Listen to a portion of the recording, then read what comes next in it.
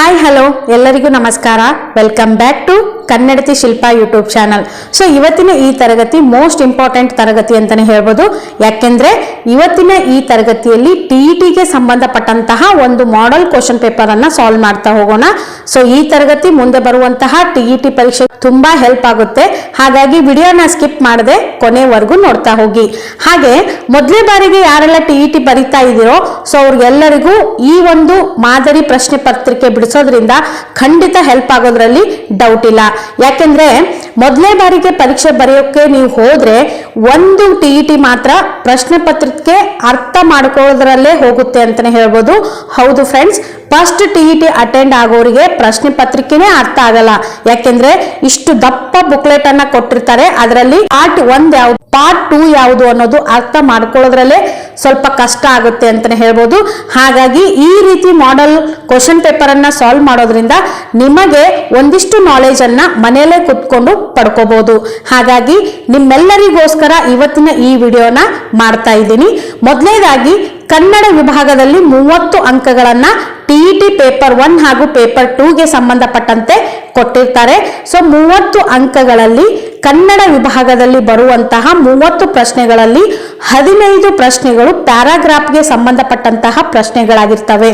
So ಹೌದು, ಮೊದಲನೇದಾಗಿ ಒಂದು ಗದ್ಯ ಭಾಗವನ್ನ ಕೊಟ್ಟು ಅದರಲ್ಲಿ 8 ಪ್ರಶ್ನೆಗಳನ್ನ ಕೊಟ್ಟಿರ್ತಾರೆ. ಸೊ ಗದ್ಯ ಭಾಗ ಓದ್ಬಿಟ್ಟು ಕೆಳಗೆ ಕೊಟ್ಟಿರುವಂತಹ 8 ಪ್ರಶ್ನೆಗಳಿಗೆ ನೀವು ಉತ್ತರಿಸಿದ್ರೆ ಅಲ್ಲಿ ನಿಮಗೆ 8 ಅಂಕಗಳು ಕಟ್ಟಿಟ್ಟ ಬುತ್ತಿ. ನೆಕ್ಸ್ಟ್ ಪದ್ಯ ಭಾಗವನ್ನ ಕೊಟ್ಟಿರ್ತಾರೆ. ಸೊ ಪದ್ಯ ಭಾಗವನ್ನ ಓದ್ಬಿಟ್ಟು ಕೆಳಗಡೆ 7 ಪ್ರಶ್ನೆಗಳನ್ನ ಕೊಟ್ಟಿರ್ತಾರೆ. ಸೊ ಆ ಪದ್ಯ ಭಾಗವನ್ನ ಓದ್ಬಿಟ್ಟು ಕೆಳಗೆ ಕೊಟ್ಟಿರುವಂತಹ 7 ಪ್ರಶ್ನೆಗಳಿಗೆ ನೀವು ಸರಿಯಾಗಿ ಉತ್ತರಿಸಿದ್ರೆ ಸೊ ಒಟ್ಟು 15 ಅಂಕಗಳು ನಿಮ್ಮ ಕೈಯಲ್ಲಿ ಇದ್ದಂತೆ.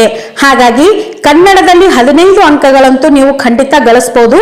ಅದರ ನಂತರ ಬರುವಂತಹ ಪ್ರಶ್ನೆಗಳು ಭಾಷಾ ಸಾಮರ್ಥ್ಯಕ್ಕೆ ಸಂಬಂಧಪಟ್ಟಂತೆ ಹಾಗೂ ಗ್ರಾಮರ್ಗೆ ಸಂಬಂಧಪಟ್ಟಂತಹ ಪ್ರಶ್ನೆಗಳನ್ನ ಒಳಗೊಂಡಿರುತ್ತದೆ. ಸೊ ಯಾವ ರೀತಿ ಪ್ಯಾರಾಗ್ರಾಫ್ ಇರುತ್ತೆ ಅನ್ನೋದನ್ನ ನಾನು ನಿಮಗೆ ತೋರಿಸ್ತೀನಿ. ಸೊ ನೀವು ಇಲ್ಲಿ ನೋಡ್ಬೋದು, ಇದೊಂದು ರೀತಿ ಪ್ಯಾರಾಗ್ರಾಫ್ ಅನ್ನ ಕೊಟ್ಟಿರ್ತಾರೆ. ಸೊ ಈ ಕೆಳಗೆ ಕೊಟ್ಟಿರುವ ಗದ್ಯ ಭಾಗವನ್ನ ಓದಿ ಕೆಳಗಿರುವ ಪ್ರಶ್ನೆಗಳಿಗೆ ಉತ್ತರಿಸಿ ಅಂತ ಹೇಳಿ ಕೊಟ್ಟಿರ್ತಾರೆ. ಸೊ ಇಷ್ಟು ಗದ್ಯ ಭಾಗವನ್ನ ಒಳಗೊಂಡಿರುವಂತಹ ಪ್ರಶ್ನೆ ಪತ್ರಿಕೆ ಹೊಂದಿರುತ್ತದೆ. ಸೊ ಈ ರೀತಿ ಕೆಳಗಡೆ ಪ್ರಶ್ನೆಗಳು ಇರ್ತವೆ. ಸೊ ಇವೆಲ್ಲ ಪ್ರಶ್ನೆಗಳನ್ನ ಉತ್ತರಿಸಿದ್ರೆ ನೀವು 15 ಅಂಕಗಳನ್ನ ಆರಾಮಾಗಿ ಪಡ್ಕೋಬಹುದು. ಸೊ ನಿಮಗೆ ಇಲ್ಲೊಂದು ನಾನು ಟಿಪ್ಸ್ ಹೇಳೋದಕ್ಕೆ ಇಷ್ಟಪಡ್ತೀನಿ ಫ್ರೆಂಡ್ಸ್. ಸೊ ಹೌದು, ನೀವು ಗದ್ಯ ಭಾಗವ ಹಾಗೂ ಪದ್ಯ ಭಾಗವನ್ನ ಓದ್ತಾ ಕುಳಿತ್ರೆ ಖಂಡಿತ ಟೈಮ್ ವೇಸ್ಟ್ ಆಗೇ ಆಗುತ್ತೆ. ಹಾಗಾಗಿ ನೀವೇನ್ ಮಾಡ್ಬೇಕು ಅಂದ್ರೆ ಕೆಳಗೆ ಕೊಟ್ಟಿರುವಂತಹ ಪ್ರಶ್ನೆಗಳನ್ನ ಮೊದಲು ಓದ್ಕೋರಿ. ಸೊ ಫಾರ್ ಎಕ್ಸಾಂಪಲ್ ಇಲ್ಲಿ ನೋಡ್ಬೋದು ನೀವು, ಭೂಮಂಡಲದ ಮೇಲಿನ ಅತಿ ದೊಡ್ಡ ನಿತ್ಯ ಹರಿದ್ವರ್ಣ ಕಾಡು ಇಲ್ಲಿದೆ ಅನ್ನೋದು ಪ್ರಶ್ನೆನ ನೀವು ಓದಿದ್ರೆ ಇಲ್ಲಿ ನೀವು ನೋಡ್ಬೋದು ಮೊದಲೇ ಸಾಲಿನಲ್ಲಿ ಅಮೆಜಾನ್ ಜಲಾಯನ ಪ್ರದೇಶದ ಕಾಡು ಭೂಮಂಡಲದ ಮೇಲಿನ ಅತಿ ದೊಡ್ಡ ನಿತ್ಯ ಹರಿದ್ವರ್ಣ ಕಾಡು. ಸೊ ನಿಮ್ಗಿಲ್ಲ ಆನ್ಸರ್ ಸಿಕ್ಬಿಡುತ್ತೆ. ಹಾಗಾಗಿ ಮೊದಲಿಗೆ ನೀವು ಪದ್ಯ ಗದ್ಯನ ಓದಿ ವಾಪಸ್ ಪ್ರಶ್ನೆ ಕಡೆ ಬರೋದ್ರಲ್ಲಿನೇ ನಿಮಗೆ ಯಾವ ಸಾಲಿನಲ್ಲಿ ಯಾವ ಪ್ರಶ್ನೆಗೆ ಸಂಬಂಧಪಟ್ಟಂತಹ ಉತ್ತರ ಇದೆ ಅನ್ನೋದು ಗೊತ್ತಾಗೋದಿಲ್ಲ. ಯಾಕಂದ್ರೆ ಮರ್ತು ಹೋಗ್ಬಿಟ್ಟಿರುತ್ತೆ. ಗದ್ಯ ಹಾಗೂ ಪದ್ಯ ಭಾಗವನ್ನ ಓದಿ ಕ್ವಶನ್ ಕಡೆಗೆ ಬರೋದ್ರಲ್ಲಿ ಮರ್ತು ಹೋಗ್ಬಿಡುತ್ತೆ. ಹಾಗಾಗಿ ಮೊದಲಿಗೆ ಪ್ರಶ್ನೆನ ಓದ್ಕೊಂಡು ಆ ಪ್ರಶ್ನೆಗೆ ಸಂಬಂಧಪಟ್ಟಂತೆ ಸರ್ಚ್ ಮಾಡ್ತಾ ಹೋಗಿ ಅಷ್ಟೇ. ಪೂರ್ತಿ ಗದ್ಯ ಹಾಗೂ ಪದ್ಯವನ್ನ ಓದ್ತಾ ಕೂಡಬೇಡಿ. ಇದೊಂದು ಸ್ಮಾಲ್ ಟಿಪ್ಸ್. ಈ ಟಿಪ್ಸ್ ಅನ್ನ ನೀವು ಫಾಲೋ ಮಾಡಿ ಫ್ರೆಂಡ್ಸ್. ಈಗ 30 ಪ್ರಶ್ನೆಗಳನ್ನ ಸಾಲ್ವ್ ಮಾಡ್ತಾ ಹೋಗೋಣ. ಸೊ ವಿಡಿಯೋನ ಸ್ಕಿಪ್ ಮಾಡದೆ ಕೊನೆವರೆಗೂ ನೋಡ್ತಾ ಹೋಗಿ. ಮೊದಲನೇದಾಗಿ ಭೂಮಂಡಲದ ಮೇಲಿನ ಅತಿ ದೊಡ್ಡ ನಿತ್ಯ ಹರಿದ್ವರ್ಣ ಕಾಡು ಎಲ್ಲಿದೆ ಅನ್ನೋದು ಪ್ರಶ್ನೆ ಇದೆ. ಈಗ ತಾನೇ ಹೇಳಿದೆ ನಾನು, ಅಮೆಜಾನ್ ಜಲಾಯನ ಪ್ರದೇಶದಲ್ಲಿ ಭೂಮಂಡಲದ ಮೇಲಿನ ಅತಿ ದೊಡ್ಡ ನಿತ್ಯ ಹರಿದ್ವರ್ಣ ಕಾಡು ಕಂಡು ಬಂದಿದೆ ಅನ್ನೋದು ಆನ್ಸರ್ ಆಗಿದೆ. ಇನ್ನು ಭಾರತ ದೇಶದಲ್ಲಿರುವ ಕಾಡುಗಳನ್ನ ಹೀಗೆ ಕರೆಯುವರು ಅನ್ನೋದಿದೆ. ಸೊ ಈ ಪ್ರಶ್ನೆಗೆ ಸಂಬಂಧಪಟ್ಟಂತೆ ಆನ್ಸರ್ ನೋಡೋದಾದ್ರೆ ನೀವಿಲ್ಲಿ ನೋಡ್ಬೋದು, ಭಾರತ, ಮಲಯ, ಸುಮಾತ್ರ, ವಿಯತ್ನಾಂ ದೇಶಗಳಲ್ಲಿರುವ ಕಾಡುಗಳನ್ನ ಮಾನ್ಸೂನ್ ಕಾಡುಗಳೆಂದು ಕರೆಯುತ್ತಾರೆ. ಸೊ ಈ ಪ್ರಶ್ನೆಗೆ ಸರಿಯಾದ ಉತ್ತರ ಯಾವುದು ಹಾಗಾದ್ರೆ ಮಾನ್ಸೂನ್ ಕಾಡು. ಸೊ ಭಾರತ ದೇಶದಲ್ಲಿರುವ ಕಾಡುಗಳನ್ನ ಹೀಗೆ ಕರೆಯುತ್ತಾರೆ ಅಂದ್ರೆ ಮಾನ್ಸೂನ್ ಕಾಡುಗಳೆಂದು ಕರೆಯುತ್ತಾರೆ. ನೆಕ್ಸ್ಟ್ 33ನೇ ಪ್ರಶ್ನೆ, ಮಳೆಗಾಲ ಎಂಬ ಪದವು ಈ ಸಂಧಿಗೆ ಉದಾಹರಣೆಯಾಗಿದೆ. ಸೊ ಮಳೆಗಾಲ ಅನ್ನುವಂತಹ ಪದ ಯಾವ ಸಂಧಿಗೆ ಉದಾಹರಣೆಯಾಗಿದೆ ಅನ್ನೋದು ಪ್ರಶ್ನೆ ಇದೆ. ಸೊ ಈ ರೀತಿ ಪ್ಯಾರಾಗ್ರಾಫ್ ನಲ್ಲಿ ಬರುವಂತಹ ಕೆಲವೊಂದು ವರ್ಡ್ಗಳಿಗೆ ಸಂಬಂಧಪಟ್ಟಂತೆ ಗ್ರಾಮರ್ ಅನ್ನ ಕೊಡ್ತಾರೆ. ಅಂದ್ರೆ ಅದು ಸಂಧಿಗೆ ಆಗಿರ್ಬೋದು ಹಾಗೂ ಸಮಾಸಕ್ಕೆ ಆಗಿರ್ಬೋದು. ಸೊ ಗ್ರಾಮರ್ ಅನ್ನ ಅಲ್ಲಿ ಕೊಟ್ಟಿರ್ತಾರೆ. ಸೊ ಮಳೆಗಾಲ ಅನ್ನುವಂಥದ್ದು ಇದು ಆದೇಶ ಸಂಧಿಗೆ ಉದಾಹರಣೆಯಾಗಿದೆ. ಯಾಕೆಂದ್ರೆ ಮಳೆ ಪ್ಲಸ್ ಕಾಲ ಮಳೆಗಾಲ. ಸೊ ಇಲ್ಲಿ ಕಕಾರಕ್ಕೆ ಗಕಾರ ಆದೇಶವಾಗಿ ಬಂದಿರುವುದರಿಂದ ಇದನ್ನ ನಾವು ಆದೇಶ ಸಂಧಿ ಅಂತ ಹೇಳಿ ಕರಿತೀವಿ. ನೆಕ್ಸ್ಟ್ ಪ್ರಶ್ನೆ ನೋಡೋದಾದ್ರೆ, ಉಷ್ಣ ವಲಯದ ಕಾಡುಗಳಲ್ಲಿನ ಮರಗಳ ಸರಾಸರಿ ಎತ್ತರ ಎಷ್ಟು? ಸೊ ನೀವು ಇಲ್ಲಿ ನೋಡ್ಬೋದು, ಈ ಪ್ರಶ್ನೆಗೆ ಸಂಬಂಧಪಟ್ಟಂತೆ ಉತ್ತರ ನೋಡೋದಾದ್ರೆ ಸರಾಸರಿ 200 ಅಡಿ ಎತ್ತರವೆಂದು ಲೆಕ್ಕ ಹಾಕಬಹುದು. ಹಾಗಾಗಿ ಈ ಪ್ರಶ್ನೆಗೆ ಸರಿಯಾದ ಉತ್ತರ ಯಾವುದು ಅಂದ್ರೆ 200 ಅಡಿ. ಉಷ್ಣ ವಲಯದ ಕಾಡುಗಳಲ್ಲಿನ ಮರಗಳ ಸರಾಸರಿ ಎತ್ತರ ಎಷ್ಟು? 200 ಅಡಿ. ಸೊ ನೆಕ್ಸ್ಟ್ ಪ್ರಶ್ನೆ ನೋಡೋದಾದ್ರೆ, ಸಾಧಾರಣವಾಗಿ ಉಷ್ಣ ವಲಯದ ಕಾಡುಗಳನ್ನ ಹೀಗೆ ಪರಿಗಣಿಸುತ್ತಾರೆ. ಸೊ ಸಾಧಾರಣವಾಗಿ ಉಷ್ಣ ವಲಯದ ಕಾಡುಗಳನ್ನ ಯಾವ ರೀತಿ ಪರಿಗಣಿಸುತ್ತಾರೆ ಅನ್ನೋದು ಪ್ರಶ್ನೆ ಇದೆ. ಸಾಧಾರಣವಾಗಿ ಉಷ್ಣವಲಯದ ಕಾಡುಗಳನ್ನ ವಿವಿಧ ಅಂತಸ್ತಿನ ಕಾಡುಗಳೆಂದು ಪರಿಗಣಿಸುತ್ತಾರೆ. ಹಾಗಾಗಿ ಈ ಪ್ರಶ್ನೆಗೆ ಸರಿಯಾದ ಉತ್ತರ ವಿವಿಧ ಅಂತಸ್ತಿನ ಕಾಡು. ನೆಕ್ಸ್ಟ್, ಸಮಶೀತೋಷ್ಣ ವಲಯದ ಕೋನಿಫರಸ್ ಕಾಡುಗಳು ಒಂದೇ ಮಟ್ಟವನ್ನ ಆಕ್ರಮಿಸಲು ಕಾರಣ ಏನು?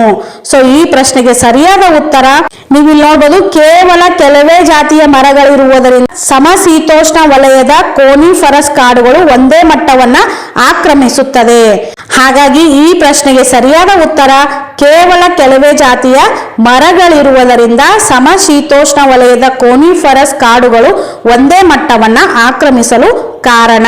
ನೆಕ್ಸ್ಟ್ ಪ್ರಶ್ನೆ, ಈ ಕಾಡುಗಳಲ್ಲಿ ಎಲೆಗಳಿಲ್ಲದ ಖಾಲಿ ಜಾಗ ಕಾಡಿನೊಳಗೆ ಇರುವುದೇ ಇಲ್ಲ. ಯಾವ ಕಾಡುಗಳಲ್ಲಿ ಎಲೆಗಳಿಲ್ಲದ ಖಾಲಿ ಜಾಗ ಕಾಡಿನೊಳಗೆ ಇರುವುದೇ ಇಲ್ಲ ಅಂದ್ರೆ ಸಮಶೀತೋಷ್ಣ ವಲಯದ ಕಾಡುಗಳಲ್ಲಿ ಈ ಖಾಲಿ ಜಾಗ ಕಾಡಿನೊಳಗೆ ಇರುವುದೇ ಇಲ್ಲ. ನೆಕ್ಸ್ಟ್ ಪ್ರಶ್ನೆ, ಕಾಡುಗಳನ್ನ ಈ ಪದದಲ್ಲಿರುವ ವಿಭಕ್ತಿ ಯಾವುದು? ಸೊ ವಿಭಕ್ತಿ ಮೇಲೆ ಕೂಡ ಪ್ರಶ್ನೆಗಳನ್ನ ಕೇಳಿದ್ದಾರೆ. ಈ ಕಾಡುಗಳನ್ನು ಅನ್ನುವಂತಹ ಪದದಲ್ಲಿ ಅನ್ನುವಂತಹ ವಿಭಕ್ತಿ ಪ್ರತ್ಯಯವನ್ನ ನಾವು ನೋಡ್ಬೋದು. ಸೊ ಪ್ರಥಮವು ದ್ವಿತೀಯ ಅನ್ನು, ತೃತೀಯಿಂದ ಚತುರ್ಥಿಗೆ, ಪಂಚಮಿ ದಶೆಯಿಂದ ಷಷ್ಠಿಯ, ಸಪ್ತಮಿ ಅಲ್ಲಿ. ಹಾಗಾಗಿ ಈ ಅನ್ನುವಂತಹ ಪ್ರತ್ಯಯ ದ್ವಿತೀಯ ಅನ್ನು ಅಂತ ಹೇಳಿ ಕರಿತೀವಿ. ಹಾಗಾಗಿ ಕಾಡುಗಳನ್ನು ಈ ಪದದಲ್ಲಿರುವ ವಿಭಕ್ತಿ ಪ್ರತ್ಯಯ ಯಾವುದು ಅಂದ್ರೆ ದ್ವಿತೀಯ ವಿಭಕ್ತಿ ಪ್ರತ್ಯಯ. ನೆಕ್ಸ್ಟ್ ನೋಡ್ಬೋದು, ನೀವು ಇಲ್ಲಿ ಕೆಳಗೆ ಕೊಟ್ಟಿರುವಂತಹ ಪದ್ಯವನ್ನ ಓದಿ ಕೆಳಗಿರುವ ಪ್ರಶ್ನೆಗಳನ್ನ ಉತ್ತರಿಸಿ ಅನ್ನೋದು ಪ್ರಶ್ನೆ ಇದೆ. ಸೊ ಇಲ್ಲಿವರೆಗೂ ಗದ್ಯಕ್ಕೆ ಸಂಬಂಧಪಟ್ಟಂತೆ ಪ್ರಶ್ನೆಗಳನ್ನ 8 ಪ್ರಶ್ನೆಗಳನ್ನ ಸಾಲ್ವ್ ಮಾಡಿದ್ವಿ. ಈಗ ಪದ್ಯಕ್ಕೆ ಸಂಬಂಧಪಟ್ಟಂತೆ 7 ಪ್ರಶ್ನೆಗಳನ್ನ ಕೊಟ್ಟಿರ್ತಾರೆ. ಸೊ ನೀವು ಒಂದ್ಸಾರಿ ಈ ಪದ್ಯವನ್ನ ಓದ್ಕೋಬಹುದು. ಓದ್ಕೊಂಡು ಕೆಳಗೆ ಕೊಟ್ಟಿರುವಂತಹ ಪ್ರಶ್ನೆಗಳಿಗೆ ನೀವು ಉತ್ತರವನ್ನ ಬರಿಬೇಕು. ಸೊ ಪ್ರಶ್ನೆ ನೋಡ್ಬೋದು, ಮಾವು ಚಿಗಿತವು ಹೀಗೆ ಬಣದಿ ಅನ್ನೋದು ಪ್ರಶ್ನೆ ಇದೆ. ಈ ಪ್ರಶ್ನೆಗೆ ಸಂಬಂಧಪಟ್ಟಂತೆ ನೀವಿಲ್ಲಿ ಉತ್ತರ ನೋಡೋದಾದ್ರೆ, ದರೆಯ ಅಧರವ ನದುನಿ ಮಾವು ಚಿಗಿಯಿತು ಬನದಿ ಅನ್ನೋದು ಪ್ರಶ್ನೆ ಇದೆ. ಸೊ ಹಾಗಾಗಿ ಈ ಪ್ರಶ್ನೆಗೆ ಸಂಬಂಧಪಟ್ಟಂತೆ ಆನ್ಸರ್ ನೋಡೋದಾದ್ರೆ ಆಪ್ಷನ್ 2 ಈಸ್ ರೈಟ್ ಆನ್ಸರ್. ಕುಣಿ ಕುಣಿದು ಇದು ಈ ವ್ಯಾಕರಣ ಅಂಶಕ್ಕೆ ಉದಾಹರಣೆಯಾಗಿದೆ. ಕುಣಿದು ಪ್ಲಸ್ ಕುಣಿದು, ಕುಣಿ ಕುಣಿದು ಅನ್ನುವಂತಹ ಪದ ಯಾವ ವ್ಯಾಕರಣಕ್ಕೆ ಸಂಬಂಧಪಟ್ಟಿದೆ ಅಂದ್ರೆ ಇದು ದ್ವಿರುಕ್ತಿ ಪದವಾಗಿದೆ. ದ್ವಿ ಅಂದ್ರೆ 2. ಸೊ ಒಂದೇ ಪದ 2 ಸಾರಿ ಬಳಕೆಗೆ ಬಂತು ಅಂದ್ರ ಅದನ್ನ ನಾವು ದ್ವಿರುಕ್ತಿ ಅಂತ ಹೇಳಿ ಕರಿತೀವಿ. ಹಾಗಾಗಿ ಈ ಪ್ರಶ್ನೆಗೆ ಸರಿಯಾದ ಉತ್ತರ ದ್ವಿರುಕ್ತಿ. ನೆಕ್ಸ್ಟ್ ಪ್ರಶ್ನೆ, ವೇದನೆಯು ಕಿಡಿಕಾರಿ ಒರಳುತ್ತಿದೆ ಏಕೆಂದರೆ? ಸೊ ಈ ಪ್ರಶ್ನೆಗೆ ಸರಿಯಾದ ಉತ್ತರ ಆಪ್ಷನ್ 1 ನಭದ ನೀಲಿಯ ರೂಪ ತಾಳಿರುವುದರಿಂದ ವೇದನೆಯು ಕಿಡಿಕಾರಿ ಒರಳುತ್ತಿದೆ ಅನ್ನೋದು ಸರಿಯಾದ ಉತ್ತರವಾಗುತ್ತೆ. ನೆಕ್ಸ್ಟ್ ಪ್ರಶ್ನೆ, ಮತ್ತೆ ಸುಂಟರ ಗಾಳಿ ಏಳುತ್ತಿರುವುದು ಇಲ್ಲಿ. ಸೊ ಈ ಪ್ರಶ್ನೆಗೆ ಸರಿಯಾದ ಉತ್ತರ ಆಪ್ಷನ್ 4 ಮನಸ್ಸಿನಂಗಳದಲ್ಲಿ. ಸೊ ಮತ್ತೆ ಸುಂಟರ ಗಾಳಿ ಏಳುತ್ತಿರುವುದು ಮನಸ್ಸಿನಂಗಳದಲ್ಲಿ. ನೆಕ್ಸ್ಟ್ ಪ್ರಶ್ನೆ, ಮಲ್ಲಿಗೆ ಬಳ್ಳಿ ಎಷ್ಟು ಕಾಲ ನಗೆ ಬೀರಿ ಮೆರೆದಿತ್ತು? ಸೊ ಈ ಪ್ರಶ್ನೆಗೆ ಸರಿಯಾದ ಉತ್ತರ ಆಪ್ಷನ್ 2 3 ವರ್ಷದವರೆಗೂ. ಸೊ ಮಲ್ಲಿಗೆ ಬಳ್ಳಿ ಎಷ್ಟು ಕಾಲ ನಗೆ ಬೀರಿ ಮೆರೆದಿತ್ತು ಅಂದ್ರೆ 3 ವರ್ಷದವರೆಗೆ. ನೆಕ್ಸ್ಟ್ ಆ ಮುತ್ತು ಅಪ್ಪಿಗೆಯು ಇಂದು ಏನಾಗಿದೆ ಅನ್ನೋದು ಪ್ರಶ್ನೆ ಇದೆ. ಸೊ ಕಣ್ಣಿನ ನೀಲಿ ಬರೀ ಭ್ರಮಣೆ, ಕಣ್ಣಿನ ನೀಲಿ ಬರೀ ಭ್ರಮೆ ಆ ಮುತ್ತು ಅಪ್ಪುಗೆಯು ಇಂದು ಆಗಿದೆ. ಸೊ ಈ ರೀತಿ ಒಟ್ಟು 15 ಪ್ರಶ್ನೆಗಳನ್ನ ನಾವು ಅಲ್ಲಿ ಮೇಲೆ ಕೊಟ್ಟಿರುವಂತಹ ಗದ್ದೆ ಪದ್ಯವನ್ನ ಓದ್ಕೊಂಡು ಉತ್ತರಿಸಬೇಕಾಗತ್ತೆ. ನೆಕ್ಸ್ಟ್ ಪ್ರಶ್ನೆ, ಬಣ ಇದರ ಸಮಾನಾರ್ಥಕವಲ್ಲದ ಪದ ಯಾವುದು? ಸೊ ನೀವಿಲ್ಲಿ ಪ್ರಶ್ನೆಗಳನ್ನ ಮೊದಲು ಸರಿಯಾಗಿ ನೋಡ್ಕೋಬೇಕಾಗತ್ತೆ. ಸೊ ಇಲ್ಲಿ ಸಮಾನಾರ್ಥಕವಲ್ಲದ ಪದ ಯಾವುದು ಅನ್ನೋದು ಕೇಳಿದ್ದಾರೆ. ಸೊ ಬಣ ಇದರ ಸಮಾನಾರ್ಥಕವಲ್ಲದ ಪದ ಯಾವುದು ಅಂದ್ರೆ ವಿರಿಂಚ. ಸೊ ವಿಪಿನ ಅಂದ್ರೆ ಕಾಡು, ಅರಣ್ಯ ಅಂದ್ರೆ ಕಾಡು, ವನ ಅಂದ್ರೂ ಕಾಡು, ಇನ್ನು ಬಣ ಅಂದ್ರೂ ಕಾಡು. ಸೊ ಈ ರೀತಿ ಸಮಾನಾರ್ಥಕ ಪದಗಳು ವಿಭಿನ್ನ, ಅರಣ್ಯ, ವನ, ಬಣ ಇವೆಲ್ಲವೂ ಸಮಾನಾರ್ಥಕ ಪದಗಳು. ಸೊ ಬಣ ಪದದ ಸಮಾನಾರ್ಥಕವಲ್ಲದ ಪದ ಯಾವುದು ಅನ್ನೋದು ಪ್ರಶ್ನೆ ಕೇಳಿದೆ. ಹಾಗಾಗಿ ಈ ಪ್ರಶ್ನೆಗೆ ಸರಿಯಾದ ಉತ್ತರ ವಿರಿಂಚ. ಸೊ ವಿರಿಂಚ ಅಂದ್ರೆ ಏನು? ಸೊ ನ್ಯೂ ವರ್ಡ್ ಕೇಳಿದಿರಾ ಅನ್ಕೋತೀನಿ. ಸೊ ವಿರಿಂಚ ಅಂದ್ರೆ ಬ್ರಹ್ಮನಿಗೆ ಕರೀತಾರೆ. ಸೊ ಬ್ರಹ್ಮ ಅಂತ ಹೇಳಿ ಕರೆಯೋದಿಕ್ಕೆ ವಿರಿಂಚ ಅನ್ನುವಂತಹ ಪದವನ್ನ ಬಳಸಲಾಗುತ್ತದೆ. ಇನ್ನು ನೆಕ್ಸ್ಟ್ ಪ್ರಶ್ನೆಗಳು ಭಾಷಾ ಸಾಮರ್ಥ್ಯಕ್ಕೆ ಸಂಬಂಧಪಟ್ಟಂತಹ ಪ್ರಶ್ನೆಗಳನ್ನ ಕೇಳಿರ್ತಾರೆ. ಸೊ ಅದರಲ್ಲಿ ಮೊದಲನೇ ಪ್ರಶ್ನೆ, ವಿದ್ಯಾರ್ಥಿಯು ಸರಿ ಉತ್ತರ ನೀಡಿದಾಗ ಶಿಕ್ಷಕರು ಭೇಷ್ ಚೆನ್ನಾಗಿ ಹೇಳಿದೆ ಎಂದು ಹೇಳುವುದು ಸೊ ಯಾವುದಕ್ಕೆ ಸಂಬಂಧಪಡುತ್ತೆ? ಆಪ್ಷನ್ ನೋಡೋದಾದ್ರೆ ಧನಾತ್ಮಕ ಅಶಾಬ್ದಿಕ ಅಭಿವರ್ಧನ, ಆಪ್ಷನ್ 2 ಋಣಾತ್ಮಕ ಶಾಬ್ದಿಕ ಅಭಿವರ್ಧನ, ಆಪ್ಷನ್ 3 ಧನಾತ್ಮಕ ಶಾಬ್ದಿಕ ಅಭಿವರ್ಧನ, ಆಪ್ಷನ್ 4 ಋಣಾತ್ಮಕ ಅಶಾಬ್ದಿಕ ಅಭಿವರ್ಧನ. ಸೊ ಈ ಪ್ರಶ್ನೆಗೆ ಸರಿಯಾದ ಉತ್ತರ ಆಪ್ಷನ್ 3 ಧನಾತ್ಮಕ ಶಾಬ್ದಿಕ ಅಭಿವರ್ಧನ. ಸೊ ವಿದ್ಯಾರ್ಥಿಯು ಸರಿ ಉತ್ತರ ನೀಡಿದಾಗ ಶಿಕ್ಷಕರಾಗುವಂತಹ ನಾವೆಲ್ಲರೂ ಏನ್ ಮಾಡ್ಬೇಕು ಅಂದ್ರೆ ಭೇಷ್ ಚೆನ್ನಾಗಿ ಹೇಳಿದೆ ಅಂತ ಹೇಳಿ ಕರಿತೀವಿ. ಸೊ ಈ ರೀತಿ ಹೇಳೋದಕ್ಕೆ ನಾವು ಏನಂತ ಹೇಳಿ ಕರಿತೀವಿ ಅಂದ್ರೆ ಧನಾತ್ಮಕ ಶಾಬ್ದಿಕ ಅಭಿವರ್ಧನ. ಇನ್ನು ನೆಕ್ಸ್ಟ್ ಪ್ರಶ್ನೆ, ಹೊಸ ವಿಚಾರಗಳನ್ನ ಪೂರ್ವ ಜ್ಞಾನದೊಂದಿಗೆ ಹೊಂದಿಸುವ ಹಾಗೂ ಪಡೆದ ಹೊಸ ಜ್ಞಾನವನ್ನ ವಿವಿಧ ಸನ್ನಿವೇಶಗಳಿಗೆ ಅನ್ವಯಿಸುವ ಹಾಗೂ ತಿಳಿದುಕೊಂಡ ವಿಚಾರಗಳನ್ನ ಪುನರಾವರ್ತಿಸುವಂತಹ ಕ್ರಿಯೆಗೆ ಏನೆಂದು ಕರೆಯಲಾಗುತ್ತದೆ? ಸೊ ತುಂಬಾ ಒಳ್ಳೆ ಪ್ರಶ್ನೆ. ಅರ್ಥ ಮಾಡಿಕೊಂಡಾಗ ಮಾತ್ರ ಭಾಷಾ ಸಾಮರ್ಥ್ಯಗಳನ್ನ ಉತ್ತರಿಸಲು ಸಾಧ್ಯ. ಹಾಗಾಗಿ ಮೊದಲು ಪ್ರಶ್ನೆಗಳನ್ನ ಚೆನ್ನಾಗಿ ಅರ್ಥ ಮಾಡಿಕೊಂಡಾಗ ಮಾತ್ರ ಈ ಭಾಷಾ ಸಾಮರ್ಥ್ಯವನ್ನ ನಾವು ಆರಾಮಾಗಿ ಕ್ಲಿಕ್ ಮಾಡಬಹುದು. ಸೊ ಆಪ್ಷನ್ ನೋಡೋದಾದ್ರೆ ಪ್ರಚೋದನೆ ಬದಲಾವಣೆ ಕೌಶಲ, ಪಾಠ ಪರಿಚಯಿಸುವ ಕೌಶಲ ಹಾಗೂ ವಿವರಣಾ ಕೌಶಲ ಹಾಗೂ ಉಪಸಂಹಾರ ಕೌಶಲ. ಸೊ ಉಪಸಂಹಾರ ಕೌಶಲ ಅಂತೂ ಕೊನೆಯದಾಗಿ ಬರುತ್ತೆ. ಹಾಗಾಗಿ ಹೊಸ ವಿಚಾರಗಳನ್ನ ಅಲ್ಲಿ ನಾವು ಹೇಳೋದಿಕ್ಕೆ ಸಾಧ್ಯವಿಲ್ಲ. ಇನ್ನು ಪಾಠ ಪರಿಚಯಿಸುವ ಕೌಶಲದಲ್ಲಿ ನಾವು ಯಾವ ರೀತಿ ಪರಿಚಯಿಸ್ತೀವಿ ಪಾಠವನ್ನ ಅಂದ್ರೆ ಹಳೆಯ ವಿಚಾರಗಳನ್ನ ಮಕ್ಕಳಿಗೆ ಹೇಳಿ ಅವರ ಬಾಯಿಯ ಮೂಲಕನೇ ಅಂದ್ರೆ ಅವರಿಂದಲೇ ನಾವು ಆ ಪಾಠದ ಹೆಸರನ್ನ ಪಡ್ಕೋತೀವಿ. ಸೊ ಹಳೆಯ ವಿಚಾರಗಳ ಮೂಲಕ ಹೊಸ ವಿಚಾರಗಳನ್ನ ನಾವು ಅವರ ಬಾಯಿಂದ ತರಿಸ್ತೀವಿ. ಹಾಗಾಗಿ ಇದು ಪಾಠ ಪರಿಚಯಿಸುವ ಕೌಶಲ ಅಲ್ಲ. ಇನ್ನು ಪ್ರಚೋದನಾ ಬದಲಾವಣೆ ಕೌಶಲ, ಇಲ್ಲಿ ಯಾವುದೇ ರೀತಿ ಪ್ರಚೋದನೆ ಬದಲಾವಣೆ ಮಾಡಲ್ಲ ನಾವು. ಹಾಗಾಗಿ ಇದು ಕೂಡ ತಪ್ಪು, ಇದು ಕೂಡ ತಪ್ಪು, ಇದು ಕೂಡ ತಪ್ಪು. ಇನ್ನು ಉಳಿದಿರುವುದೇ ಒಂದು ವಿವರಣಾ ಕೌಶಲ. ಹಾಗಾಗಿ ಈ ಪ್ರಶ್ನೆಗೆ ಸರಿಯಾದ ಉತ್ತರ ವಿವರಣಾ ಕೌಶಲ.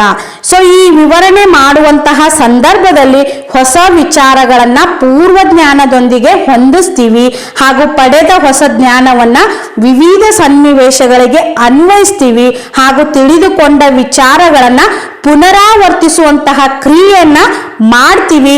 ಅದು ಯಾವ ಒಂದು ಹಂತದಲ್ಲಿ ಅಂದ್ರೆ ವಿವರಣಾ ಕೌಶಲ್ಯದ ಹಂತದಲ್ಲಿ ಅನ್ನೋದು ಸರಿಯಾದ ಉತ್ತರವಾಗುತ್ತೆ.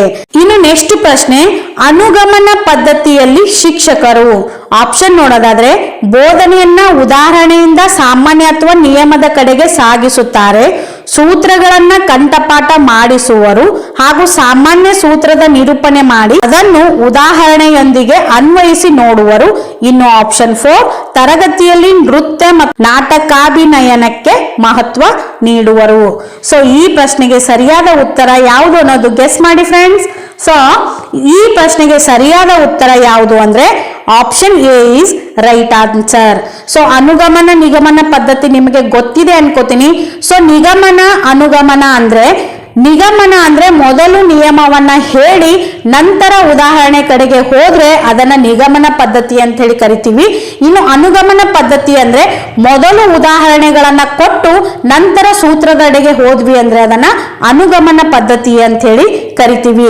ಹಾಗಾಗಿ ಇಲ್ಲಿ ಕೊಟ್ಟಂತಹ ಪ್ರಶ್ನೆ ಏನಿದೆ ಅಂದ್ರೆ ಅನುಗಮನ ಪದ್ಧತಿಯಲ್ಲಿ ಶಿಕ್ಷಕರು ಅಂತ ಹೇಳಿ ಪ್ರಶ್ನೆ ಕೊಟ್ಟಿದ್ದಾರೆ. ಸೊ ಅನುಗಮನ ಪದ್ಧತಿ ಅಂದ್ರೆ ಏನು?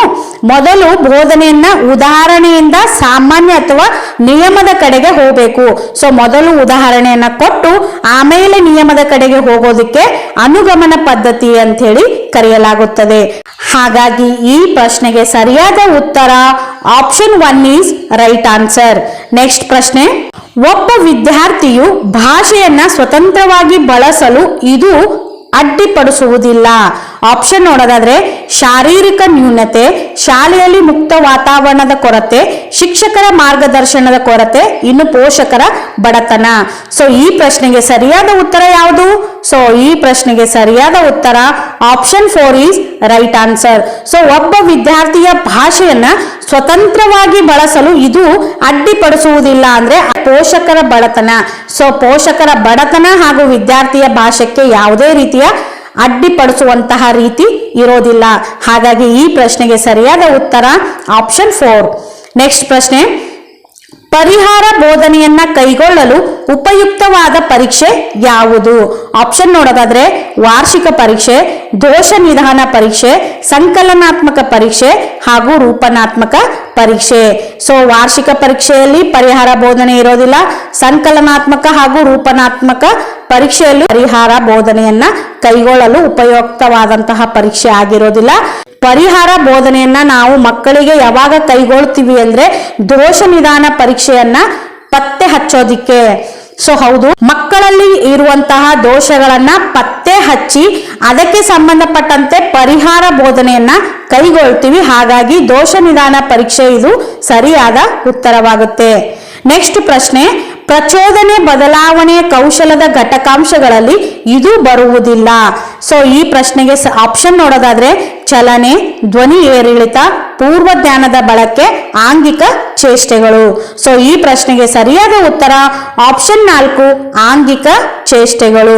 ಸೊ ಪ್ರಚೋದನೆ ಬದಲಾವಣೆ ಕೌಶಲದ ಘಟಕಾಂಶಗಳಲ್ಲಿ ಇದು ಬರುವುದಿಲ್ಲ ಅಂದ್ರೆ ಆಂಗಿಕ ಚೇಷ್ಟೆಗಳು ಬರುವುದಿಲ್ಲ. ಇದನ್ನು ಹೊರತುಪಡಿಸಿ ಚಲನೆ ಆಗಿರ್ಬೋದು, ಧ್ವನಿ ಏರಿಳಿತ ಆಗಿರ್ಬೋದು ಹಾಗೂ ಪೂರ್ವ ಜ್ಞಾನದ ಬಳಕೆ ಆಗಿರ್ಬೋದು, ಇವೆಲ್ಲವೂ ಪ್ರಚೋದನೆ ಬದಲಾವಣೆ ಕೌಶಲದ ಘಟಕಾಂಶಗಳಾಗಿವೆ. ಹಾಗಾಗಿ ಆಂಗಿಕ ಚೇಷ್ಟೆಗಳು ಇದರಲ್ಲಿ ಬರುವುದಿಲ್ಲ. ಇನ್ನು ನೆಕ್ಸ್ಟ್ ಪ್ರಶ್ನೆ, ಸ್ಥೂಲ ಬೋಧನೆಗೆ ಸಂಬಂಧಿಸಿದಂತೆ ಇದು ಅನ್ವಯಿಸುವುದಿಲ್ಲ. ಆಪ್ಷನ್ ನೋಡೋದಾದ್ರೆ ಮರು ಬೋಧನೆಗೆ ಅವಕಾಶವಿದೆ, ಬಹು ಕೌಶಲಗಳ ಬೋಧನೆ ನೈಜ ವಿದ್ಯಾರ್ಥಿಗಳನ್ನ ಹೊಂದಿರುತ್ತದೆ, ಜೀವಂತ ಪರಿಸರದಲ್ಲಿ ನಡೆಯುವುದು. ಸೊ ಈ ಪ್ರಶ್ನೆಗೆ ಸರಿಯಾದ ಉತ್ತರ ಆಪ್ಷನ್ 4 ಜೀವಂತ ಪರಿಸರದಲ್ಲಿ ನಡೆಯುವುದು. ಸೊ ಸ್ಥೂಲ ಬೋಧನೆಗೆ ಸಂಬಂಧಿಸಿದಂತೆ ಯಾವುದು ನಡೆಯುವುದಿಲ್ಲ ಅಂದ್ರೆ ಇದು ಪರಿಸರದಲ್ಲಿ ಕೈಗೊಳ್ಳುವಂತಹ ಬೋಧನೆ ಆಗಿರುವುದಿಲ್ಲ. ಹಾಗಾಗಿ ಸ್ಥೂಲ ಬೋಧನೆ ಇದು ಜೀವಂತ ಪರಿಸರದಲ್ಲಿ ನಡೆಯುವುದಿಲ್ಲ.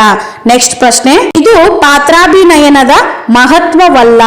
ಆಪ್ಷನ್ ನೋಡೋದಾದ್ರೆ ಪರಿಷ್ಕರಣ ಸಂಪಾದನಾ ಕೌಶಲ್ಯವನ್ನ ವೃದ್ಧಿಸುತ್ತದೆ, ಸಂಭಾಷಣಾ ಕಲೆಯನ್ನ ವೃದ್ಧಿಸುತ್ತದೆ, ಸಮಯ ಸ್ಫೂರ್ತಿಯ ಮಾತುಗಳ ವಿಕಾಸಕ್ಕೆ ಕಾರಣವಾಗುತ್ತದೆ, ವಿದ್ಯಾರ್ಥಿಯನ್ನ ಚಟುವಟಿಕೆಯಲ್ಲಿ ತೊಡಗಿಸುತ್ತದೆ. ಸೊ ಈ ಪ್ರಶ್ನೆಗೆ ಸರಿಯಾದ ಉತ್ತರ ಆಪ್ಷನ್ 1 ಸರಿಯಾದ ಉತ್ತರವಾಗುತ್ತೆ. ಇದು ಪಾತ್ರಾಭಿನಯನದ ಮಹತ್ವವಲ್ಲ ಅನ್ನೋದು ಪ್ರಶ್ನೆ ಕೊಟ್ಟಿದ್ದಾರೆ. ಹಾಗಾಗಿ ಪರಿಷ್ಕರಣ ಸಂಪಾದನಾ ಕೌಶಲ್ಯವನ್ನ ವೃದ್ಧಿಸುವುದು ಪಾತ್ರಾಭಿನಯನದ ಮಹತ್ವವಲ್ಲ. ನೆಕ್ಸ್ಟ್ ಪ್ರಶ್ನೆ, ಇದು ಉತ್ತಮ ಪರೀಕ್ಷೆಯ ಗುಣಲಕ್ಷಣವಲ್ಲ. ಸೊ ಇದು ಉತ್ತಮ ಪರೀಕ್ಷೆಯ ಗುಣಲಕ್ಷಣವಲ್ಲ ಅನ್ನೋದು ಪ್ರಶ್ನೆ ಇದೆ.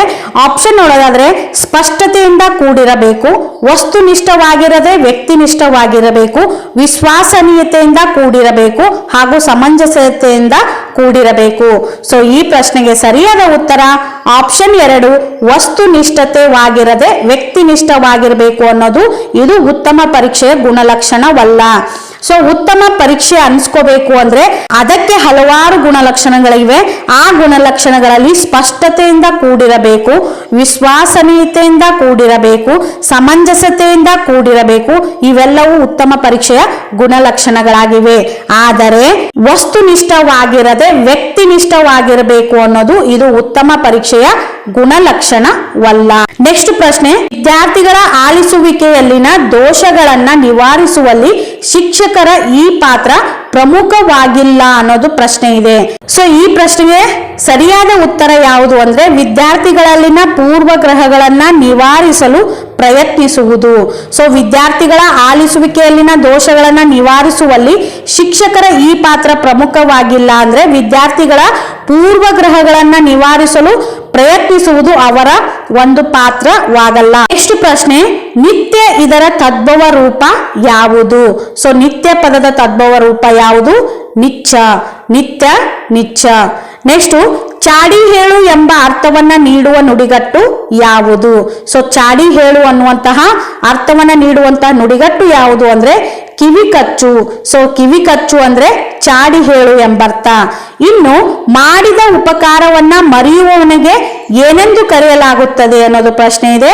ಸೊ ಈ ಪ್ರಶ್ನೆಗೆ ಸರಿಯಾದ ಉತ್ತರ ಆಪ್ಷನ್ 3, ಕೃತಜ್ಞ. ಸೊ ಕೃತಜ್ಞ ಅಂದ್ರೆ ಏನು? ಥ್ಯಾಂಕ್ಸ್ಲೆಸ್ ಅಂತ ಹೇಳಿ ಕರಿತೀವಿ. ಅಂದ್ರೆ ಮಾಡಿದ ಉಪಕಾರವನ್ನ ಮರೆಯುವವನಿಗೆ ನಾವು ಏನಂತ ಹೇಳಿ ಕರಿತೀವಿ ಅಂದ್ರೆ ಕೃತಜ್ಞ, ಅಥವಾ ನಂಬಿಕೆ ದ್ರೋಹ ಮಾಡುವವನಿಗೆ ನಾವು ಕೃತಜ್ಞ ಅಂತ ಹೇಳಿ ಕರಿತೀವಿ. ನೀವಿಲ್ಲಿ ಅಬ್ಸರ್ವ್ ಮಾಡ್ಬೋದು ಫ್ರೆಂಡ್ಸ್, ಇಲ್ಲಿ ಆಪ್ಷನ್ 1 ಕೃತಜ್ಞ ಅಂತಿದೆ. ಸೊ ಈ ಕೃತಜ್ಞಗೂ ಈ ಕೃತಜ್ಞಗೂ ತುಂಬಾ ವ್ಯತ್ಯಾಸವಿದೆ. ಸೊ ಮಾಡಿದ ಉಪಕಾರವನ್ನ ನೆನಪಿಟ್ಕೊಂಡು ಮರು ಉಪಕಾರ ಮಾಡುವವನಿಗೆ ಕೃತಜ್ಞ ಅಂತ ಹೇಳಿ ಕರಿತೀವಿ. ಮಾಡಿದ ಉಪಕಾರ ಮರೆತು ಥ್ಯಾಂಕ್ಲೆಸ್ ವ್ಯಕ್ತಿಗೆ ನಾವು ಕೃತಜ್ಞ ಅಂತ ಹೇಳಿ ಕರಿತೀವಿ. ಇನ್ನು ಕೃಪಣ ಅಂದ್ರೆ ಏನು? ಸೊ ಕೃಪಣ ಅಂದ್ರೆ ಜಿಪುಣ ಎಂದರ್ಥ. ಸೊ ಕೃಪಣ ಅಂದ್ರೆ ಜಿಪುಣ ಎಂಬ ಅರ್ಥವನ್ನ ನೀಡುತ್ತೆ. ಇನ್ನು ಕೃಪಾಳ ಅಂದ್ರೆ ಏನು? ಸೊ ಕೃಪಾಳ ಅಂದ್ರೆ ಅನುಕಂಪ ಉಳ್ಳಂತಹ ವ್ಯಕ್ತಿಗೆ ನಾವು ಕೃಪಾಳ ಅಂತ ಹೇಳಿ ಕರಿತೀವಿ. ಅಂದ್ರೆ ಕರುಣಾಮಯ ಅಂತ ಹೇಳಿ ಏನ್ ಕರಿತೀವಲ್ಲ, ಆ ಕರುಣಾಮಯ ಅಥವಾ ಅನುಕಂಪ ಹೊಂದಿರುವಂತಹ ವ್ಯಕ್ತಿಗೆ ಕೃಪಾಳ ಅಂತ ಹೇಳಿ ಕರಿತೀವಿ. ನಂಬಿಕೆ ದ್ರೋಹ ಇರುವಂತಹ ವ್ಯಕ್ತಿಗೆ ನಾವು ಕೃತಜ್ಞ ಅಂತ ಹೇಳಿ ಕರಿತೀವಿ. ಕೃಪಣ ಅಂದ್ರೆ ಜಿಪುಣ, ಇನ್ನು ಕೃತಜ್ಞ ಅಂದ್ರೆ ಉದಾರತೆ. ನೆಕ್ಸ್ಟ್ ಪ್ರಶ್ನೆ, ಪರಿಮಾಣ ವಾಚಕಕ್ಕೆ ಉದಾಹರಣೆ ಯಾವುದು? ಸೊ ಪರಿಮಾಣ ವಾಚಕಕ್ಕೆ ಉದಾಹರಣೆ ಯಾವುದು ಅಂದ್ರೆ ಅಷ್ಟು ಅನ್ನುವಂತಹ ಪದ ಇದು ಪರಿಮಾಣ ವಾಚಕಕ್ಕೆ ಉದಾಹರಣೆಯಾಗುತ್ತೆ. ಸೊ ಪರಿಮಾಣ ವಾಚಕ ಅಂದ್ರೆ ಪರಿಮಾಣ ಹಾಗೂ ಗಾತ್ರವನ್ನ ಸೂಚಿಸುವಂತಹ ಪದಗಳಿಗೆ ನಾವು ಪರಿಮಾಣ ವಾಚಕ ಅಂತ ಹೇಳಿ ಕರಿತೀವಿ. ಫಾರ್ ಎಕ್ಸಾಂಪಲ್ ಅಷ್ಟು, ಇಷ್ಟು, ಅನಿತು, ಇನಿತು ಇವೆಲ್ಲವೂ ಪರಿಮಾಣ ವಾಚಕಕ್ಕೆ ಉದಾಹರಣೆಗಳಾಗಿವೆ. ಇನ್ನು ಈ 3 ಅನ್ನುವಂತಹ ಪದ ಇದು ಸಂಖ್ಯಾವಾಚಕಕ್ಕೆ ಉದಾಹರಣೆಯಾಗಿದೆ. ಯಾಕೆಂದ್ರೆ ಸಂಖ್ಯೆಯನ್ನ ಸೂಚಿಸುವಂತಹ ಪದವಾಗಿದೆ. ಹಾಗಾಗಿ 3 ಅನ್ನುವಂತಹ ಪದ ಸಂಖ್ಯಾವಾಚಕಕ್ಕೆ ಉದಾಹರಣೆಯಾಗಿದೆ. ಇನ್ನು ಮೂಡಣ ಅನ್ನುವಂತಹ ಪದವು ದಿಕ್ವಾಚಕಕ್ಕೆ ಉದಾಹರಣೆಯಾಗಿದೆ. ಯಾಕೆಂದ್ರೆ ದಿಕ್ಕುಗಳನ್ನ ಸೂಚಿಸುವಂತಹ ಪದಗಳಿಗೆ ನಾವು ದಿಕ್ವಾಚಕಗಳು ಅಂತ ಹೇಳಿ ಕರಿತೀವಿ. ಹಾಗಾಗಿ ಮೂಡಣ ಅನ್ನುವಂಥದ್ದು ದಿಗ್ವಾಚಕಕ್ಕೆ ಉದಾಹರಣೆಯಾಗಿದೆ. ಇನ್ನು ಕೆಂಪು ಅನ್ನುವಂತಹ ಪದ ಗುಣವಾಚಕಕ್ಕೆ ಉದಾಹರಣೆಯಾಗಿದೆ. ಫಾರ್ ಎಕ್ಸಾಂಪಲ್ ಕೆಂಪು ಗುಲಾಬಿ, ಕೆಂಪು ಅಂಗಿ ಅಂತ ಹೇಳಿ ಕರಿತೀವಿ. ಸೊ ಈ ರೀತಿ ಗುಲಾಬಿಯು ಯಾವ ಬಣ್ಣವನ್ನ ಹೊಂದಿದೆ ಅಂದ್ರೆ ಕೆಂಪು ಬಣ್ಣವನ್ನ ಹೊಂದಿದೆ ಅಂತ ಹೇಳಿ ಗುರುತಿಸ್ತೀವಿ. ಹಾಗಾಗಿ ಇದು ಗುಣವನ್ನ ಸೂಚಿಸುವಂತಹ ಪದವಾಗಿರುವುದರಿಂದ ಇದನ್ನ ನಾವು ಗುಣವಾಚಕ ಪದ ಎಂದು ಕರೆಯಲಾಗುತ್ತದೆ. ಸೊ ಪರಿಮಾಣ ವಾಚಕಕ್ಕೆ ಉದಾಹರಣೆ ಯಾವುದು ಅಂದ್ರೆ ಅಷ್ಟು. ಇನ್ನು ನೆಕ್ಸ್ಟ್ ಪ್ರಶ್ನೆ, ಕರ್ಮಧಾರೆಯ ಸಮಾಸಕ್ಕೆ ಸರಿಯಾದ ಉದಾಹರಣೆ ಯಾವುದು? ಸೊ ಇಲ್ಲಿ ಕೊಟ್ಟಂತಹ 4 ಆಯ್ಕೆಗಳಲ್ಲಿ ಕರ್ಮಧಾರೆಯ ಸಮಾಸಕ್ಕೆ ಸರಿಯಾದ ಉದಾಹರಣೆ ಯಾವುದು ಅನ್ನೋದು ಪ್ರಶ್ನೆ ಇದೆ. ಸೊ ಈ ಪ್ರಶ್ನೆಗೆ ಸರಿಯಾದ ಉತ್ತರ ಆಪ್ಷನ್ 4 ಹೊಸಗನ್ನಡ. ಸೊ ಹೊಸದು ಪ್ಲಸ್ ಕನ್ನಡ ಹೊಸಗನ್ನಡ ಅಂತ ಹೇಳಿ ಕರಿತೀವಿ. ಹೊಸದು ಪ್ಲಸ್ ಕನ್ನಡ ಹೊಸಗನ್ನಡ. ಸೊ ಇಲ್ಲಿ ಹೊಸದು ಅನ್ನುವಂತಹ ಪದವು ವಿಶೇಷಣದಿಂದ ಕೂಡಿರುವುದರಿಂದ ಇದನ್ನ ನಾವು ಕರ್ಮಧಾರೆಯ ಸಮಾಸ ಅಂತ ಹೇಳಿ ಕರೆಯಲಾಗುತ್ತದೆ. ಇನ್ನು ಅರಮನೆ ಅನ್ನುವಂತಹ ಪದವನ್ನ ಅರಸನ ಪ್ಲಸ್ ಮನೆ ಅರಮನೆ ಅಂತ ಹೇಳಿ ಕರಿತೀವಿ. ಇದು ತತ್ಪುರುಷ ಸಮಾಸಕ್ಕೆ ಉದಾಹರಣೆಯಾಗಿದೆ. ಇದು ಕರ್ಮಧಾರೆಯ ಸಮಾಸ, ಇದು ತತ್ಪುರುಷ ಸಮಾಸ. ಇನ್ನು ಮುಂದಲೆ ಅನ್ನುವಂತಹ ಪದವು ತಲೆಯ ಅಧಿಕ್ ಮುಂದೆ ಅಂತ ಹೇಳಿ ಕರಿತೀವಿ. ಸೊ ತಲೆಯ ಪ್ಲಸ್ ಮುಂದೆ ಮುಂದೆಲೆ, ಇದು ಅಂಶಿ ಸಮಾಸಕ್ಕೆ ಉದಾಹರಣೆಯಾಗಿದೆ. ಇನ್ನು ಒಕ್ಕಣ್ಣು, ಸೊ 1 ಪ್ಲಸ್ ಕಣ್ಣು ಒಕ್ಕನ್ನು ಅಂತ ಹೇಳಿ ಕರೆಯಲಾಗುತ್ತದೆ. ಸೊ ಈ ಒಕ್ಕನ್ನು ಅನ್ನುವಂತಹ ಪದವು ಯಾವ ಸಮಾಸಕ್ಕೆ ಉದಾಹರಣೆಯಾಗಿದೆ ಅಂದ್ರೆ ದ್ವಿಗು ಸಮಾಸಕ್ಕೆ ಉದಾಹರಣೆಯಾಗಿದೆ. ಸೊ ಯಾಕಂದ್ರೆ ಪೂರ್ವ ಪದವು ಸಂಖ್ಯಾವಾಚಿಯಿಂದ ಕೂಡಿರುವುದರಿಂದ ಇದನ್ನ ನಾವು ದ್ವಿಗು ಸಮಾಸ ಅಂತ ಹೇಳಿ ಕರೆಯಲಾಗುತ್ತದೆ. ಸೊ ಟಿ ಪೇಪರ್ 1 ಹಾಗೂ ಪೇಪರ್ 2ಗೆ ಸಂಬಂಧಪಟ್ಟಂತೆ ಎಷ್ಟೆಲ್ಲ ಗ್ರಾಮರ್ ಓದಬೇಕು ಅಂದ್ರೆ ಪೂರ್ತಿ ಗ್ರಾಮರ್ ಓದ್ಕೊಳ್ಳೋ ಅವಶ್ಯಕತೆ ಇಲ್ಲ ಫ್ರೆಂಡ್ಸ್. ಸೊ ಕೆಲವೊಂದು ಟಾಪಿಕ್ಗಳಿವೆ, ಆ ಕೆಲವೊಂದು ಟಾಪಿಕ್ಗಳನ್ನ ಓದ್ಕೊಂಡ್ರೆ ಸಾಕು, ಖಂಡಿತ ನೀವು 30 ಅಂಕಗಳಿಗೆ 30 ಅಂಕಗಳನ್ನ ಪಡ್ಕೋಬಹುದು. ಸೊ ಇದಾಗಿತ್ತು ಇಂದಿನ ತರಗತಿ. ಈ ತರಗತಿ ಖಂಡಿತ ನಿಮಗೆ ಇಷ್ಟವಾಗಿದೆ ಅಂತ ಹೇಳಿ ಭಾವಿಸ್ತಾ ಇದ್ದೀನಿ. ಸೊ ಈ ತರಗತಿ ನಿಮಗೆ ಇಷ್ಟವಾದ್ರೆ ಯಾರೆಲ್ಲ ಟಿ ಪರೀಕ್ಷೆಗೆ ಪ್ರಿಪೇರ್ ಆಗ್ತಾ ಇದ್ದೀರೋ ಸೊ ಅವ್ರಿಗೆಲ್ಲರಿಗೂ ಈ ಒಂದು ವಿಡಿಯೋನ ನಿಮ್ಮ ಫ್ರೆಂಡ್ ಸರ್ಕಲ್ ನಲ್ಲಿ ಗ್ರೂಪ್ ನಲ್ಲಿ ಶೇರ್ ಮಾಡ್ತಾ ಹೋಗಿ. ಸೊ ಈ ತರಗತಿ ನಿಮಗೆ ಇಷ್ಟವಾಗಿದೆ ಅಂತ ಹೇಳಿ ಭಾವಿಸ್ತಾ ಇದ್ದೀನಿ. ಮುಂದೆ ಮತ್ತೊಂದು ಹೊಸ ವಿಡಿಯೋದೊಂದಿಗೆ ಆದಷ್ಟು ಬೇಗ ನಿಮ್ಮ ಎದುರಿಗೆ ಬರ್ತೀನಿ. ಅಲ್ಲಿಯವರೆಗೂ ಕೀಪ್ ವಾಚಿಂಗ್ ಕನ್ನಡತಿ ಶಿಲ್ಪ ಯೂಟ್ಯೂಬ್ ಚಾನಲ್ ಅಂತ ಹೇಳ್ತಾ ಬಾಯ್ ಫ್ರೆಂಡ್ಸ್.